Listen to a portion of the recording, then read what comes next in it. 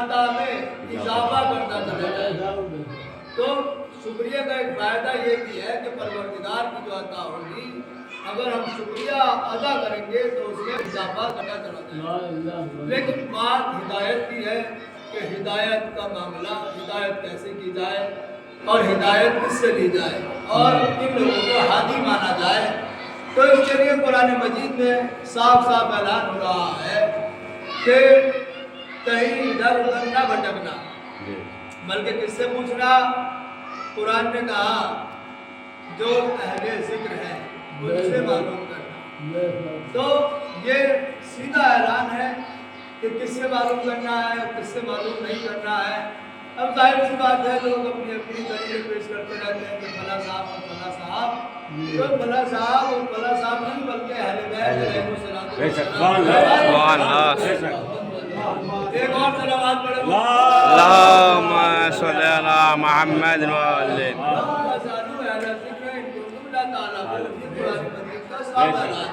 اگر تم نہیں جانتے تو اہل ذکر سے معلوم کرو. اہل ذکر کون ہے؟ سب مفسرین نے لکھا اہل ذکر اہل بیت کے علاوہ کوئی نہیں ہے. اور انہوں نے فرمایا کہ جو پوچھنا ہو وہ ہم سے پوچھ لو اس سے قبل کہ ہم تمہارے درمیان سے چلے جائیں.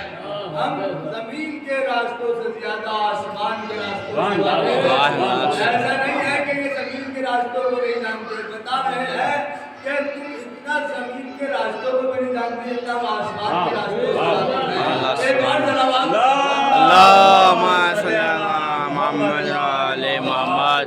تو یہ جو ہے. اچھا پھر دوسری بات مولا کائنات نے جو یہ اعلان فرمایا کہ سلونی سلونی قبل تفتدونی جو پوچھنا ہو وہ مجھ سے معلوم کر لو اس سے قبل کہ میں تمہارے درمیان سے چلا جاؤں میں تمہارے درمیان سے مفقود ہو جاؤں میں تمہارے درمیان سے ختم ہو جاؤں. ظاہراً تو اس سے قبل مجھ سے جو بھی معلوم کرنا ہے وہ آپ معلوم کر لو. اچھا پھر قرآن مجید میں بھی یہ آیت 2 مرتبہ ہے. فَاسْأَلُوا أَهْلَ الذِّكْرِ إِن كُنتُمْ لَا تَعْلَمُونَ. اگر تم نہیں جانتے تو تعلمون جاننے والوں سے معلوم کرو. یہ جاننے والے کون؟ یہ اہل ذکر کون؟ یہ اہل ذکر اہل بیت علیہ السلام. خدا بند عالم نے اس آیت کو قرآن مجید میں 2 جگہ نازل فرمایا 2 مرتبہ نازل فرمایا. معبود یہ 2 مرتبہ نازل کرنے کی وجہ کیا ہے؟ اگر ایک جگہ اعلان کر دیا فَاسْأَلُوا أَهْلَ الذِّكْرِ إِن كُنتُمْ لَا تَعْلَمُونَ تو دوبارہ کہنے کی ضرورت کیا ہے کہ تم اگر نہیں جانتے تو اہل ذکر سے معلوم کرو جاننے والوں سے معلوم کرو اہل ذکر سے معلوم کرو. تو یہ 2 مرتبہ اللہ تو نے یہ آیت کیوں نازل فرمائی؟ جواب ملے گا نادان. اگر تجھے اس کا جواب لینا ہے تو علی کے دروازے پر جا. علی نے 2 مرتبہ اعلان فرمایا قبل ان تفتدونی تو اللہ نے بھی 2 مرتبہ اس آیت کو نازل فرمایا. ایک صلوات اور ہدایت کے لیے کرنے والے کے لیے بھی باشعور ہونا ضروری ہے عقل کا ہونا ضروری ہے علم کا ہونا ضروری ہے زمان کی وہ جو ہے شناخت رکھتا ہو ماحول کی شناخت رکھتا ہو. ایسا نہیں ہے کہ جہاں پہنچے اور جانے کے بعد جو دل میں چاہا وہ بڑبڑائے اور آ گئے تو کیا ہوگا؟ اس کا نتیجہ برعکس ہو جاتا ہے. نتیجہ کیا نکل جاتا ہے؟ الٹا نکل جاتا ہے. کبھی کبھی ایسا ہوتا ہے کہ سماج میں فسادات ہو جاتے ہیں اور کبھی کبھی ایسا ہوتا ہے کہ خود کو تکلیفیں برداشت کرنا پڑتی ہیں. کیا ہوتا ہے؟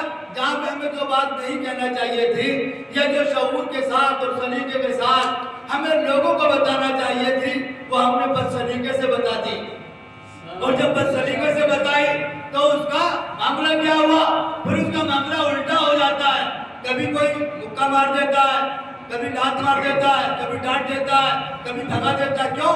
اس لیے کہ شعور کے ساتھ بات نہیں کہی جا رہی وقت اور زمان کے ساتھ نہیں بولا جا رہا ہے سماج کو جو پہچانا نہیں جا رہا ہے.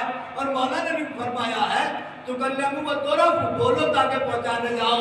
اور پھر اس کے ساتھ ساتھ مولا نے فرمایا کلم الناس علی قدر بعقولہم لوگوں سے کلام کرو ان کی عقلوں کے مطابق ان کی فکروں کے مطابق.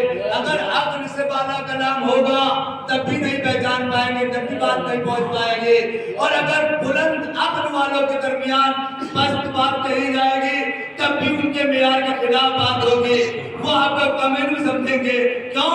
اس لیے کہ ان کے علم کی سطح بلند تھی. آپ نے پست بات کی تو وہاں بھی آپ کی بات جو ہے قابل توجہ اور معیار آپ کا بن نہیں پائے گا. میں ایک واقعے کے ذریعے سے اس ہدایت کے سلسلے کو آگے بڑھاؤں. حضرت عیسیٰ علیہ السلام نے اپنے زمانے میں اپنے لوگوں میں سے چننے کے بعد 2 افراد کو بھیجا کہ بادشاہ کے پاس جاؤ فلاں ملک میں، اور جانے کے بعد وہاں پر دین اسلام کی تبلیغ کرو، اللہ کی توحید کو پہنچاؤ اور میری نبوت کے بارے میں بتاؤ، اللہ کی وحدانیت کے بارے میں بتاؤ. اب یہ جناب عیسیٰ کی جانب سے 2 نمائندے ہدایت کرنے کے لیے چلے، اور جب اس شہر میں پہنچے تو طریقہ کیا ہے؟ جو شخص بھی مل رہا ہے اس کو پکڑتے ہیں اور پکڑنے کے بعد کہتے ہیں کہ بھائی تم بتوں کی پوجا کرتے ہو، یہ بتوں کی پوجا مت کرو، اس لیے کہ یہ جائز نہیں ہے. بات ٹھیک ہے یا غلط ہے؟ بات ٹھیک ہے، صحیح کہہ رہے ہیں. انہوں نے کیا کیا؟ جو بھی ملا شہر میں اس کو تبلیغ کرنا شروع کی. یہ بتوں کی پوجا صحیح نہیں ہے، اللہ کو ایک مانو، ہمارے نبی حضرت عیسیٰ کو اللہ کا رسول مانو. اور پھر یہ کہتے ہوئے جو بھی شہر میں ملا اس کو یہی تبلیغ، یہ بتوں کی پوجا جائز نہیں، یہ پتھر کے بنے ہوئے ہیں. بات صحیح ہے، مگر جب انہوں نے یہ پیغام پہنچایا ابھی تھوڑی ہی دیر گزری تھی کہ ایک ہنگامہ، ایک شور بستی میں مچا، اور جب شور مچا تو بادشاہ سلامت تک لوگ پہنچ گئے. اور جانے کے بعد کہا بادشاہ سلامت 2 افراد ایسے آئے ہیں ہمارے شہر میں جو ہمارے خداؤں کو برا کہہ رہے ہیں، جو یہ کہہ رہے ہیں ان کی پوجا مت کرو، ان کی عبادت مت کرو، اور ہمارے نبی کو اللہ کا رسول مانو، ان کا نام عیسیٰ ہے. پوری سی بات بیان کر رہے ہیں. بادشاہ سلامت کو غیظ آیا، غصہ آیا، کہا پکڑ کر لے کر آؤ. پکڑ لیا گیا. جب بادشاہ کے سامنے پہنچے تو بادشاہ سے بھی یہی فرمایا، بادشاہ سلامت آپ جن کی پوجا کرتے ہیں وہ خدا نہیں ہے، بلکہ خدا وہ ہے جس نے پوری کائنات کو خلق فرمایا ہے. خدا وہ ہے جو مردوں کو زندہ کر دیتا ہے. خدا وہ ہے جو بیماروں کو شفا دیتا ہے.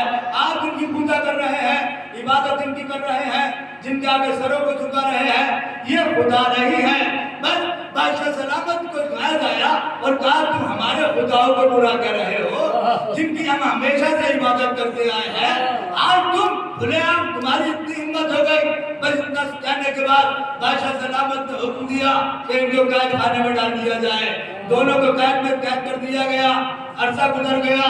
ادھر حضرت عیسیٰ پریشان ہے اللہ کے نبی کہ میں نے جن کو ہدایت کے لیے بھیجا تھا ابھی لوٹ کر ہی نہیں آئے، معاملہ کیا ہے؟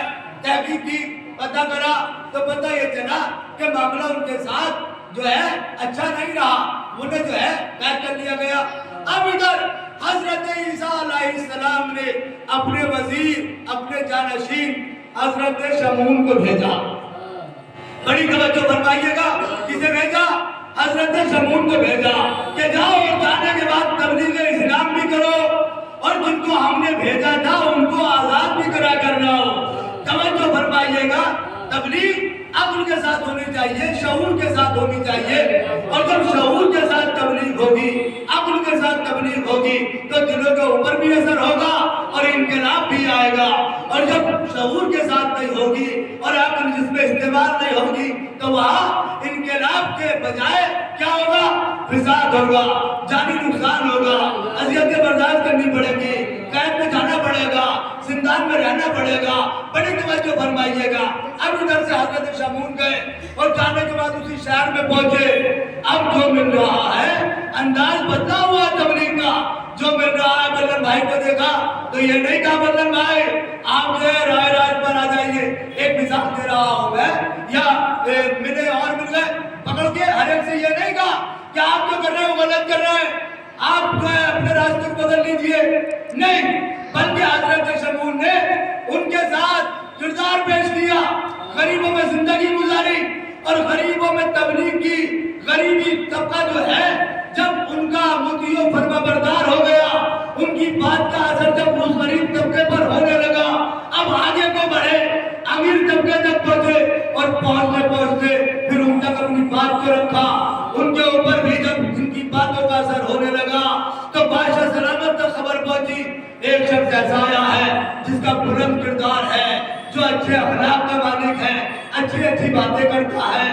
بادشاہ نے اپنے دربار میں بلایا اور بلانے کے بعد اپنا جانشین بنا لیا، اپنا وزیر بنا لیا۔ بڑی توجہ فرمائیے گا، یہ کیوں بنایا؟ اس لیے کہ تبلیغ میں فرق ہے، عقل سے کام لیا جا رہا ہے، شعور سے کام لیا جا رہا ہے، بغیر شعور کے گفتگو نہیں ہو رہی ہے۔